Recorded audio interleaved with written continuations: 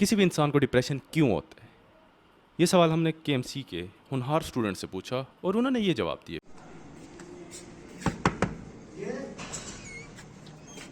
कि भाई क्यों डिप्रेस्ड हो इतने।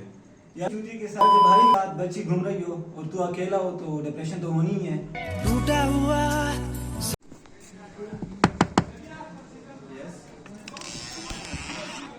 उस्मान भाई, ये डिप्रेशन कैसे होता है? जी, इसमें साइकोलॉजिकल फैक्टर्स हैं और इसमें एक मोनोमाइंड बहुत जिसके बेस पे हम ये कहते हैं कि dopamine sorting noradrenaline romance An eternity later. मैंने उसका में कम हो जाती है तो उसकी वजह से डिप्रेशन होती है। चुप कर बे कुत्ते।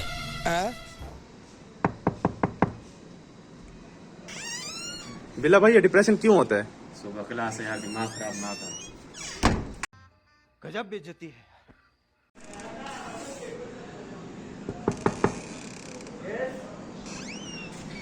मुबिन भाई, ये डिप्रेशन कैसे होता है? भाई इधर सारे इंग्लिश की तैयारी कर रहे हो और इधर डिप्रेशन तो होगी। लेकिन अगर मैं तुम्हें कहूँ कि तुम्हारी डिप्रेशन की और एंग्जाइटी की एक बहुत बड़ी वजह वो खुराक है कि जो तुम लोग अपने ज़िंदगी में ले रहे हो, मतलब तुम लोग हॉस्टल में बैठ के या अपने ऑफिस में बैठ के जो चीज़ें ऑर्डर कर रहे हो, उसकी वजह से तुम्हारी ज़िंदगी में एंग्जाइटी है, उसकी वजह से तुम्हारी ज़िंदगी में स्ट्रेस है, तो मे भी ये बात कंट्रोवर्शियल लगे। लेकिन 2015 की लैंसेट की रिसर्च के मुताबिक जितना रोल हमारी न्यूट्रिशन का, हमारी खुराक का, हमारे जीआई सिस्टम के साथ है, जितना हमारे उसका कार्डियोलॉजी सिस्टम के साथ है, मतलब जितने चांसेस हैं आपकी खुराक की वजह से आपको डायबिटीज़ हो सकते हैं, उतने ही चांसेस हैं कि आपकी खुराक की वजह से आपकी मेंटल हेल्थ प्रॉब्लम्स हो सकते हैं। लेकिन ये सब कुछ होता कैसे है? हमें तो आज तक ये लगता है कि हम कोई भी खुराक लेते हैं, वो हमारे जिस्म में जाती है, हमें जितनी भी एनर्जी चाहिए होती है हम ले लेते हैं और बाकी चीज़ें निकल जाती हैं। लेकिन ऐसा नहीं होता।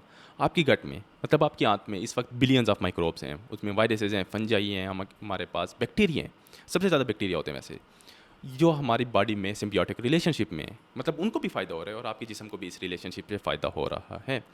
मतलब तुम लोग कुछ अच्छा खाओगे, ऐसी चीज़ जो उनको फ़ायदा दे रही है, माइक्रोब्स को खुश रखोगे तो वो मैसेज भेजेंगे तुम्हारे दिमाग को कि मालिक सब बेहतरीन है, चलते रहो, और तुम्हारा जिस्म एक्टिव रहेगा, तुम्हारा जिस्म सेहत में रहेगा। वैसे ही तुम लोग अगर बहुत ज़्यादा प्रोसेस्ड फूड खाओगे तो तुम्हारे ब्रेन को सिग्नल जाएगा कि सब कुछ सही नहीं है। रिसेंट रिसर्च ने यही प्रूव किया है कि किस तरीके से अगर ये बैक्टीरिया, ये माइक्रोब्स ना हो तो हमारे जिस्म में जितने क्रॉनिक डिजीज़ेज़ हैं, मतलब टाइप 2 डायबिटीज़ है, कैंसर हैं, IBA वगैरह हैं, ये सारी चीज़ें होती हैं। अब वो खाना जो तुम लोग सुबह शाम ठूस रहे हो, तुम्हारी अपनी बॉडी की इम्यूनिटी और तुम्हारे जिस्म में जितने बिलियंस ऑफ माइक्रोब्स हैं, ये सारे क्लोज सर्कल बनाते हैं और सारे आपस में इंटरेक्ट करते हैं। इसके अलावा एक और चीज़ होती है जिसको कहते हैं ब्रेन गट एक्सेस। तुम्हारी बॉडी में तुम्हारा ब्रेन और तुम्हारा गट आपस में कम्युनिकेशन में है, और ये कम्युनिकेशन 3 तरीके से होती है।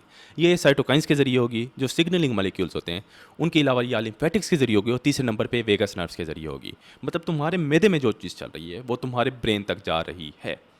अब सीन क्या है? तुम लोग कोई ऐसी खुराक ले रहे हो जो इन माइक्रोब्स को पसंद है, मतलब ग्रीन वेजिटेबल्स हैं, फ्रूट्स हैं, लेग्यूम्स हैं, बीन्स हैं, ये सारी चीज़ें जब ये माइक्रोब्स लेते हैं तो ये फ्री फैटी एसिड्स बनाते हैं। वो फ्री फैटी एसिड्स आपके ब्रेन में जाएंगे, वो सिग्नल बनाएंगे कि हर चीज़ बेहतरीन जा रही है और सिस्टम को चलने दो, और तुम्हारी बॉडी हेल्दी रहेगी, ना तुम्हें डिप्रेशन होगा, ना तुम्हारे पास क्रॉनिक इलनेस होगी। लेकिन अगर ऐसा नहीं होगा तो तुम क्रॉनिकली डिप्रेस्ड हो जाओगे।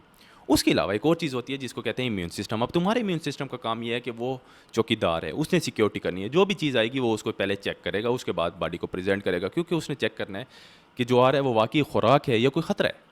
अब तुम लोग कुछ खा रहे हो, तुम्हारा इम्यून सिस्टम उसको चेक करेगा, अगर उसको खतरा लगेगा तो वो इन्फ्लेमेशन काज करेगा।